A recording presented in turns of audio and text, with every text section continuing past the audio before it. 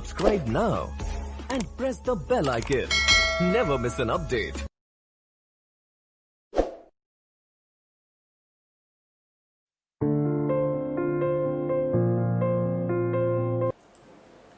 আমি রফিকা বেগম, শিক্ষিকা BSMM high মাদ্রাসা। প্রিয় ছাত্রছাত্রীরা, আশা করছি তোমরা ভালো আছো। আজকে আমরা দশম শ্রেণীর বাংলা ব্যাকরণের একটা গুরুত্বপূর্ণ অধ্যায় বাক্য সম্পর্কে আলোচনা করব। এই বাক্য কি বা বাক্য কিভাবে গঠিত হয়? দেখো, আমি একটা বাক্য লিখেছি, ছেলেরা মাঠে ফুটবল খেলছে। এখানে এই বাক্যটাতে কয়েকটা পদ, ছেলেরা মাঠে ফুটবল খেলছে, এই পদগুলি পরপর বসে বাক্য গঠিত হয়েছে। আচ্ছা, আগে জেনে নিই পদ কাকে বলে। বিভক্তিযুক্ত শব্দকেই বলা হয় পদ। যেমন এই বাক্যে ছেলের সঙ্গে রা যোগ হয়ে পদ গঠিত হয়েছে, মাঠ শব্দের সঙ্গে এ যোগ হয়ে মাঠের পদ গঠিত হয়েছে। তাহলে কতগুলি পদ পরপর বসে বাক্য গঠিত হয়েছে। তাহলে বাক্যের সংজ্ঞা কি? না, কতগুলো পদ পরপর বসে যখন মনের ভাব এবং অর্থকে সম্পূর্ণরূপে প্রকাশ করে তাকে বলা হয় বাক্য। কি বললাম আর একবার শুনো, বাক্য কাকে বলে? না, কতগুলি পদ পরপর বসে যখন মনের ভাব বা অর্থকে সম্পূর্ণরূপে প্রকাশ করে তাকে বলা হয় বাক্য। কিন্তু পদগুলি পরপর বসলে সবসময় বাক্য হয় না। বাক্য নির্মাণের ক্ষেত্রে তিনটি শর্ত আছে। কি কি? যোগ্যতা, আকাঙ্ক্ষা, আসক্তি। বানানটা ভালো করে লক্ষ্য রাখবে। আ দন্ত স, তয়ে তয়ে বসি, কেউ কয়ে তয়ে লিখে ফেলবে না। তাহলে তিনটে শর্ত হলো যোগ্যতা, আকাঙ্ক্ষা, আসক্তি। এরপর আমরা এগুলো সম্পর্কে আলোচনা করব। যোগ্যতা কি? না, বাক্যে ব্যবহৃত পদ সমষ্টি যখন বাক্যের সংগত অর্থ পূরণ করে, অর্থাৎ বাক্যের ভাব এবং অর্থ বোঝার ক্ষেত্রে কোনো রকম অসুবিধা সৃষ্টি করে না, তখন তাকে বলা হয় বাক্যের যোগ্যতা। যেমন ধরো, আমি একটা বাক্য লিখলাম যে সূর্য পশ্চিম দিকে উঠেছে। এই বাক্যটি ভুল। কেন? দেখো, বাক্যের মধ্যে পদ সমষ্টি আছে, বাক্যের মধ্যে কর্তা এবং কর্ম ক্রিয়া সবই আছে, তো এটা বাক্য নয়। কেন নয়? না, আমরা জানি যে বাক্যের যেটা ভাব বা অর্থ, সূর্য পশ্চিম দিকে ওঠা, এটার সঙ্গে বাস্তব অর্থপূর্ণ সঙ্গত নয়। আমরা কি জানি সবাই? যে সূর্য পূর্ব দিকে উঠে, তাই বাক্যটা ঠিক হবে কি? সূর্য পূর্ব দিকে উঠেছে। অর্থাৎ সূর্য পশ্চিম দিকে উঠেছে বলে এখানে বাক্যের যোগ্যতা শর্তটি পূর্ণ হয়নি। সূর্য পূর্ব দিকে উঠেছে বলে এখানে সঠিক বাক্য গঠিত হয়েছে। দ্বিতীয় শর্ত হলো আকাঙ্ক্ষা। অর্থাৎ শ্রোতা যখন বাক্যের কিছু অংশ শোনার পর তার পরবর্তী অংশটুকু শোনার জন্য একটা আগ্রহ প্রকাশ করে, এই যে আগ্রহ, এই আগ্রহটাকে বলা হচ্ছে আকাঙ্ক্ষা। অর্থাৎ শ্রোতার মনের আগ্রহটাকে বলা হচ্ছে বাক্যে আকাঙ্ক্ষা। যেমন ধরো, বলছে আমি মাঠে গিয়ে কি কি করলাম সেটা শোনার জন্য শ্রোতার মনের কিন্তু একটা আগ্রহ থেকে যাচ্ছে। তাহলে যখন আমি সেটা পূরণ করছি, অর্থাৎ আমি মাঠে গিয়ে খেলায় যোগ দিলাম, তখন কিন্তু বাক্যের যে আকাঙ্ক্ষা শর্ত, অর্থাৎ শ্রোতার মনের আকাঙ্ক্ষাটা পূর্ণ হলো। অর্থাৎ বাক্য গঠনের দ্বিতীয় শর্ত আকাঙ্ক্ষা, অর্থাৎ বাক্যের শ্রোতার মনের আকাঙ্ক্ষাটাকে পূর্ণ করতে হবে। তৃতীয় হলো আসক্তি। আসক্তি শব্দটা আরেকটা নাম হচ্ছে নৈকট্য, এবং আসক্তি শব্দের অর্থ হলো সুশৃঙ্খল বিন্যাস। কিসের বিন্যাস? না, বাক্যে ব্যবহৃত যে পদ সমষ্টি সেগুলো যথাযথ অর্থপূর্ণভাবে সুশৃঙ্খলভাবে সাজানো বা বিন্যাস থাকাকেই বলা হয় বাক্যের আসক্তি। যেমন খেয়ে সব ভাত নিল সে। এখানে দেখো অনেকগুলো পদ আছে, খেয়ে সব ভাত নিল সে, কিন্তু এটা বাক্য নয়। কেন? না, বাক্যের পদ সমষ্টিগুলো বাক্যের ভাব বা অর্থকে সম্পূর্ণ করতে পারেনি। অর্থাৎ বাক্যের মধ্যে আসক্তি বা নৈকট্যের অভাব দেখা গেছে। বাক্যগুলো পরপর অর্থ অনুসারে সেজে বসে বাক্যের অর্থটাকে সম্পূর্ণ করতে পারেনি। যদি আমরা বলি সে সব ভাত খেয়ে নিল, তাহলে কিন্তু বাক্যটি আসক্তি শর্তটি পূর্ণ হল। হচ্ছে তিনটি: যোগ্যতা, আকাঙ্ক্ষা এবং আসক্তি। এখান থেকে তোমাদের মাধ্যমিকের প্রশ্ন আসে বাক্য নির্মাণের শর্ত কয়টি ও কি কি, অর্থাৎ তিনটি: যোগ্যতা, আকাঙ্ক্ষা, আসক্তি। এছাড়াও আসে যেমন ধরো যদি বলা হয় যে ছেলেটি বাড়ির শুকনো উঠানে সাঁতার কাটছে, এই বাক্যের মধ্যে বাক্য নির্মাণের কোন শর্তটির অভাব ঘটেছে? আমরা বলবো যে বাড়ির শুকনো উঠানে সাঁতার কাটা কখনোই সম্ভব নয়, ছেলেটি বাড়ির পুকুরে সাঁতার কাটছে, অর্থাৎ এখানে বাক্য নির্মাণের যোগ্যতা শর্তের অভাব ঘটেছে। আবার যদি বলা হয় যে সুজাতা সাইকেলে চেপে ডট ডট ডট কি, অর্থাৎ এখানে কি বলা হচ্ছে না এটা কি বাক্য সম্পূর্ণ হয়ে যাবে? বাক্য নির্মাণে কোন শর্তের অভাব ঘটেছে? না, এখানে বাক্য নির্মাণের আকাঙ্ক্ষা শর্তের অভাব ঘটেছে। অনুরূপভাবে বা অনুরূপ যদি বলা হয় বেনারস আমরা বেড়াতে যাচ্ছি সকলে, এভাবে না বলে এখানে বাক্যটা তাহলে এলোমেলোভাবে সাজানো আছে, এটাকে সাজিয়ে নিয়ে বললে কি দাঁড়াবে? আমরা সকলে বেনারস বেড়াতে যাচ্ছি। তাহলে যখন পদসমষ্টি উল্টোপাল্টা ভাবে দেওয়া থাকছে তখন সেটা বাক্যে কোন শর্তের অভাব ঘটছে? সেটা বাক্যে আসক্তি বা নৈকট্য শর্তের অভাব ঘটছে। আচ্ছা, এবার আমরা চলে আসি অন্যদিকে। একটা বাক্যের দুটি অংশ থাকে, উদ্দেশ্য এবং বিধেয়। উদ্দেশ্য কাকে বলে? না, বাক্যে যার সম্পর্কে বা যাকে উদ্দেশ্য করে কিছু বলা হয় তাই হলো উদ্দেশ্য, অর্থাৎ বাক্যে কর্তাই হলো মূলত উদ্দেশ্য।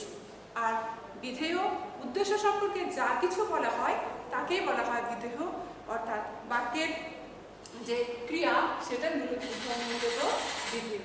যেমন রবীন্দ্রনাথ গীতাঞ্জলি রচনা করেছেন, এই বাক্যে রবীন্দ্রনাথ হলো উদ্দেশ্য, গীতাঞ্জলি রচনা করেছে এটা হলো বিধেয়। এরপর আমরা আলোচনা করব যে উদ্দেশ্যের সম্প্রসারণ এবং বিধেয়ের সম্প্রসারণ কি, বা উদ্দেশ্যের সম্প্রসারণ, বিধেয়ের সম্প্রসারণ কাকে বলে। আমরা একটা বাক্য নিলাম, গোলাপ ফুটেছে, গোলাপ হলো উদ্দেশ্য, ফুটেছে হলো বিধেয়। এরপর পরের বাক্যে লিখলাম লাল গোলাপ বাগানে ফুটেছে, তারপর বাক্যে লিখলাম টকটকে লাল গোলাপ বাগানের এক ধারে ফুটেছে। এখানে লক্ষ্য করো গোলাপ এই বাক্য উদ্দেশ্যটিকে বিশেষিত করার জন্য বা তার পরিচয় হিসাবে তার পূর্বে কতগুলো পদসমষ্টি বা বাক্যাংশ যুক্ত হয়েছে। এই বাক্যাংশ বা পদসমষ্টিকে বলা হচ্ছে উদ্দেশ্যের সম্প্রসারণ, অর্থাৎ উদ্দেশ্যকে উদ্দেশ্যের পরিচয় হিসাবে উদ্দেশ্যের পূর্বে যে সকল শব্দ সমষ্টি বা পদসমষ্টি বসছে তাকে বলা হচ্ছে উদ্দেশ্যের সম্প্রসারণ। অনুরূপভাবে বিধেয়ের পরিচয় হিসাবে যে সকল বিধেয়ের পূর্বে যে সকল বাক্য বা বাক্যাংশ ব্যবহৃত হচ্ছে তাকে বলা হচ্ছে বিধেয়ের সম্প্রসারণ। এই বাক্যে টকটকে লাল গোলাপ বাক্যে টকটকে লাল হলো উদ্দেশ্যের সম্প্রসারণ এবং বাগানের এক ধারে ফুটেছে এই অংশের মধ্যে বাগানের এক ধারে হলো বিধেয়ের সম্প্রসারণ। পরীক্ষায় তোমাদের আসে উদ্দেশ্য সম্প্রসারণ কাকে বলে এবং বিধেয়ের সম্প্রসারণ কি বা কাকে বলে। এরপর আমরা চলে আসি বাক্যের অন্য অংশে, অর্থাৎ বাক্যের দুটি রূপ, এটা হচ্ছে গঠনগত এবং অর্থগত। বাক্যের দুটি রূপ হচ্ছে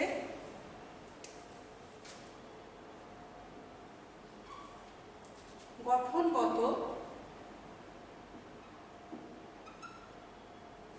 এবং অর্থগত। গঠনগত অনুসারে বাক্যকে চারটি ভাগে ভাগ করা হচ্ছে: সরল বাক্য, জটিল বাক্য,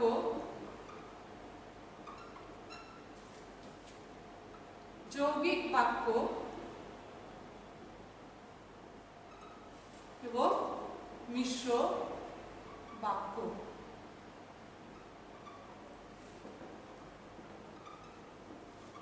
সরল বাক্য কাকে বলে?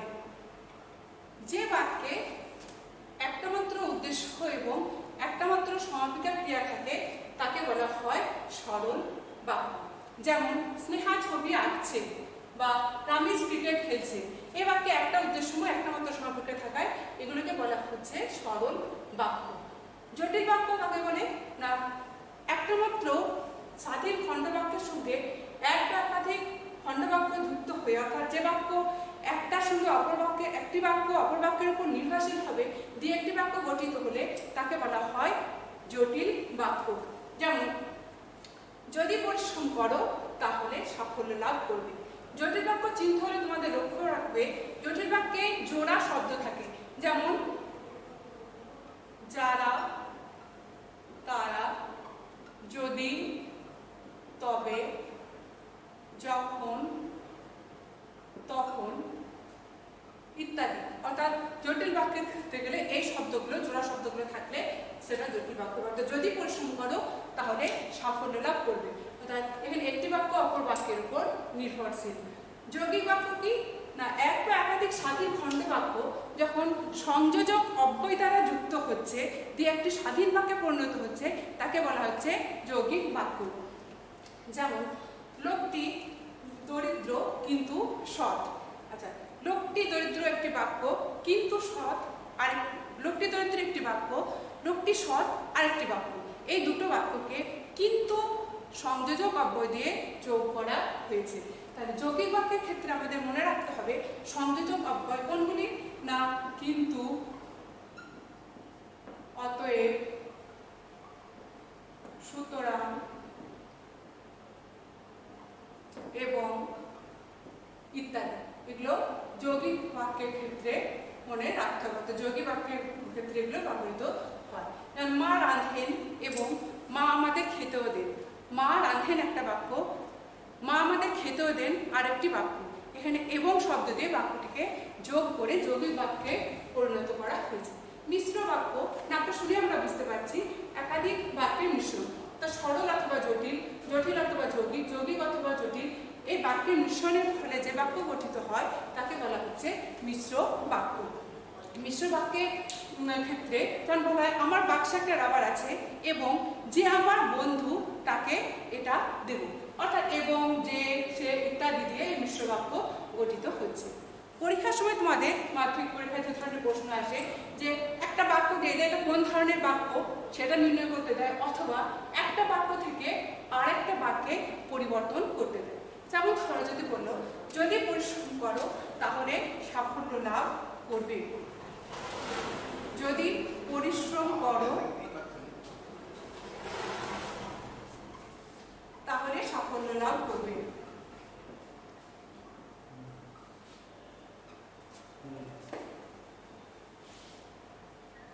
তাহলে সাফল্য লাভ করবে। আচ্ছা, এটা হচ্ছে জটিল বাক্য। এই জটিল বাক্যটিকে আমি যখন সরল বাক্য করবো তখন কি করব, যদি এটা বাদ দেব তাহলে বাদ দেবো, তাহলে ভাবে পরিশ্রম করলে সাফল্য লাভ করবে। পরিশ্রম করলে সাফল্য লাভ করবে। এটা হলো সরল বাক্য।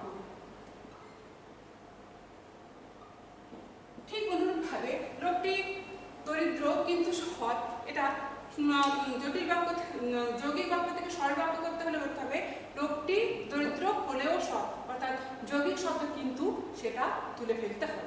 এরপর আমরা চলে আসি বাক্যের অর্থগত যেটা শ্রেণীবিভাগ, সেই অর্থগত শ্রেণীবিভাগের তালিকায় চলে আসে। অর্থগত দিক থেকে বাক্যকে কয়েকটি ভাগে ভাগ করা যায়। প্রথম হচ্ছে নির্দেশক বাক্য,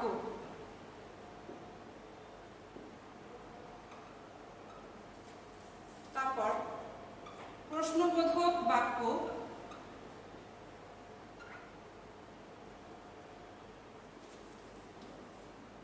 অনুজ্ঞাবাচক বাক্য,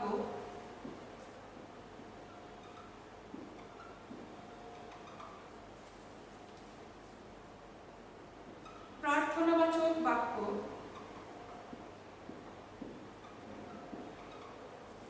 সন্দেহবাচক বাক্য,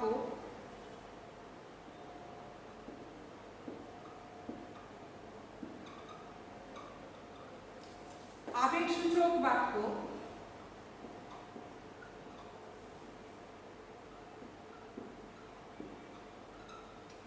এবং শর্ত সাপেক্ষ বাক্য।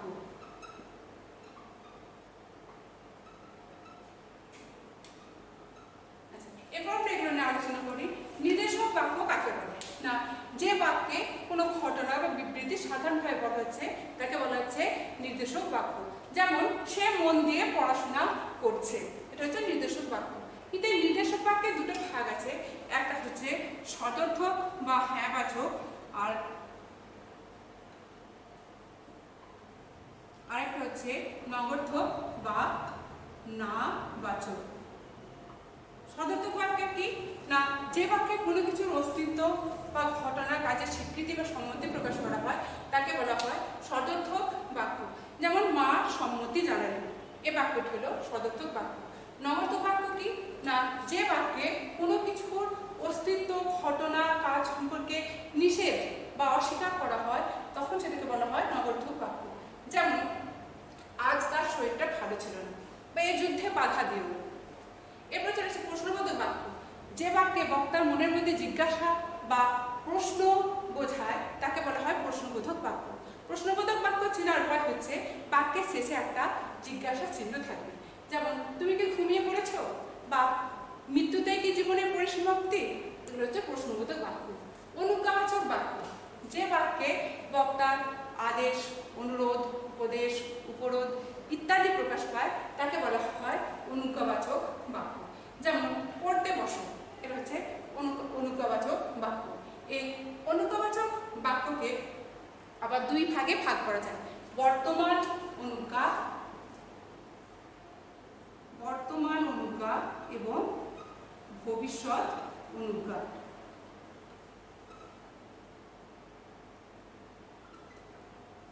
বর্তমান অনুজ্ঞা কি না, বর্তমান অনুজ্ঞা হচ্ছে যেখানে বর্তমানকালের আদেশ, অনুরোধ, উপদেশ ইত্যাদি প্রকাশ পাবে তাকে বলা হচ্ছে বর্তমান অনুজ্ঞা।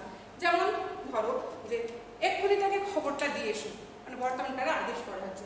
ভবিষ্যতে কি না, ভবিষ্যৎ অনুজ্ঞা হচ্ছে ভবিষ্যৎকালের আদেশ, অনুরোধ, উপদেশ ইত্যাদি বোঝাবে তাকে বলা হচ্ছে ভবিষ্যৎ অনুজ্ঞা। যেমন এ কাজ আর কখনো করিও না, বা তোমার কন্যা লইয়া উদয়পুরে যাইও, ভূমিতে বাস করবো। তো এগুলো হচ্ছে ও ভবিষ্যৎ অনুজ্ঞা। আচ্ছা, প্রার্থনাবাচক বাক্য। যে বাক্যে বক্তার মনে প্রার্থনা বা অভিলাষ ইত্যাদি প্রকাশ পায় তাকে বলা হচ্ছে প্রার্থনাবাচক বাক্য। যেমন ঈশ্বর তোমার মঙ্গল করুন, বা তোমার যাত্রার পথ বাধামুক্ত হোক। তো বক্তার মনে হচ্ছে ইচ্ছা প্রকাশ পাচ্ছে, প্রার্থনা তার মঙ্গল কামনা করছে, সেটা হচ্ছে প্রার্থনাবাচক বাক্য। তো সন্দেহবাচক বাক্য। যে বাক্যে বক্তার মনের মধ্যে সন্দেহ জাগবে তাকে বলা হচ্ছে সন্দেহবাচক বাক্য। যেমন হয়তো সে ঘুমিয়ে থাকবে, বা সম্ভবত কালই সে কলকাতায় এসে পৌঁছাবে, কিংবা কি জানি হয়তো অফিসে পেনটা ফেলে এসেছি। তাহলে এই যে বাক্যের মধ্যে হয়তো, সম্ভবত, কি জানি হয়তো এই শব্দগুলো থাকবে সেটা হচ্ছে সন্দেহবাচক, মানে সন্দেহবাচক বাক্য। তাহলে সন্দেহবাচক বাক্যের মধ্যে কি থাকবে, হয়তো, সম্ভবত ইত্যাদি এই শব্দগুলো থাকবে। আবেগসূচক বাক্য কি না, যে বাক্যের মধ্যে বক্তার মনের আবেগ, অনুভূতি, ঈর্ষা, রাগ, ক্রোধ তাই হলো সবগুলো মানে প্রকাশ পাবে তাকে বলা হচ্ছে আবেগসূচক বাক্য।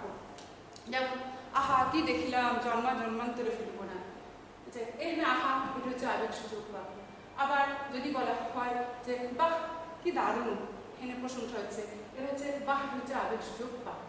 বা ঘৃণা অর্থে যে ছি ছি এ কথা বলতে আছে, তাহলে এই ছি ছি বা আহ এই শব্দগুলো কি মনের একটা আবেগকে প্রকাশ পাচ্ছে, সেটা ক্রোধ হোক, ঘৃণা হোক, উল্লাস হোক, তাহলে এই যে বাক্যের মধ্যে এগুলো প্রকাশ পাবে সেটা হচ্ছে আবেগসূচক বাক্য।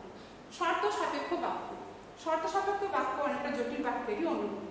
এই বাক্যে একটা অংশে কারণ এবং আরেকটা অংশে কার্য থাকে, এবং কারণ কার্য মিলে শর্ত সাপেক্ষ বাক্য হয়। যেমন যদি সে আজ আসে তাহলে আমি কাল যাব, বা যদি ভালো পথে চলো তাহলে সাফল্য পাবে বা প্রশংসা পাবে।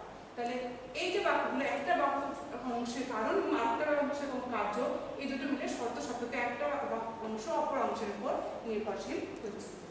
তাহলে দেখো আমরা কি দেখলাম, অর্থগত দিক থেকে বাক্য হচ্ছে নির্দেশক বাক্য, প্রশ্নবোধক, অনুজ্ঞাবাচক, প্রার্থনাবাচক, সন্দেহবাচক, আবেগসূচক এবং শর্ত সাপেক্ষ বাক্য। এক্ষেত্রে এই বাক্যগুলির ক্ষেত্রে অনেক সময় কোনটা কোন ধরনের বাক্য, একটা বাক্য হয়তো দিয়ে দিল, কোনটা কোন ধরনের বাক্য সেটা নির্দেশ করতে দেয়, অথবা একটা থেকে আরেকটা পরিবর্তন করতে দেয়। যেমন যদি বলা হয় যে যদি যত্ন নাও তাহলে হাতের লেখা ভালো হবে, এটা যদি বাক্য লেখা যদি বলো তোমার অস্ত্র নাও, এটা অনুজ্ঞাবাচক বাক্য। এটা থেকে মানে নির্দেশক বাক্যে পরিণত করতে হলে হচ্ছে তোমাকে অস্ত্র নিতে অনুরোধ করা হচ্ছে, বা তোমাকে অস্ত্র নিতে বলা হচ্ছে, এটা হচ্ছে নির্দেশক বাক্য। আবার যদি আজ বৃষ্টি হবে, এটা সন্দেহবাচক করতে হলে হয়তো বা সম্ভবত আজকে বৃষ্টি হবে, আজ বিকালে বৃষ্টি হবে।